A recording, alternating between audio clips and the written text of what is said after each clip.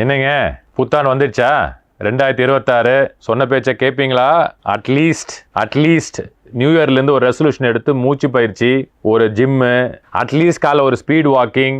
ஐயா, அந்த ஸ்மோக்கிங்கை அது சும்மா பிசுக்கு தானே பண்ணுறீங்க, சும்மா ஸ்டைலுக்கு தானே பண்ணுறீங்க சார். சும்மா நான் டென்ஷன் சொல்லி டென்ஷனுக்கு எத்தனையோ வழி இருக்குது சார். தயவுசெய்து அதை குறைங்க, இல்லை நிறுத்திடுங்க.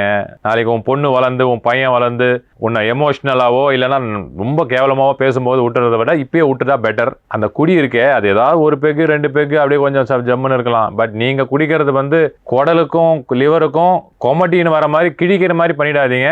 அது என்ஜாய்மெண்ட் கிடையாதுங்க, அது பேர் அபியூஸ் பண்ணிடாதீங்க. நியூ இயரை என்ஜாய் பண்ணுங்க.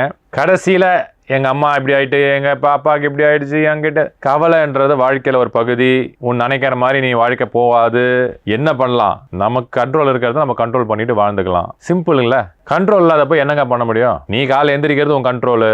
உன் மனசை நீ எப்படி வச்சிருக்க, ஃப்ரெண்ட்ஸை எப்படி சூஸ் பண்ற, சவுண்டா எப்படி இருக்க, இல்லை நிம்மதியாக எப்படி இருக்க, நீ சூஸ் பண்ணலாம். இன்னொருத்தன் எப்படி, நிலவரம் எப்படி, அதெல்லாம் உங்களே அதனால நீ டென்ஷன் ஆகுறது. உன் உறுப்புகளை இப்பிலிருந்தே டார்ச்சர் பண்ற மாதிரி. மூளை பாவம், லங்ஸ் உன் ஃப்ரெண்டு, உன் லிவர் உன்னுடைய நண்பன், உன்னுடைய தோழன், உன் ஸ்பிளீன், உன் உறுப்புகள், உன்னுடைய குடல், உன் முதுகு, உன் கழுத்தெல்லாம் உன்னுடைய குடும்பத்தாருப்பா. நல்ல happy new year for your ஃபேமிலின்னா உன் happy new year for this family. இந்த ஃபேமிலியை அழகா வச்சுக்கோ. இன்னைக்குமே டாக்டரும் மருந்து இல்லாம நேர் நிமிந்து நேர் கண்ணோட்டத்தோட சூப்பரா வாழற வாய்ப்பு இருக்கு. வாழ்ந்து காட்டு. எல்லாருக்கும் எடுத்துக்காட்டா வாழ்ந்து காட்டு. Happy 2026 to you. All the best.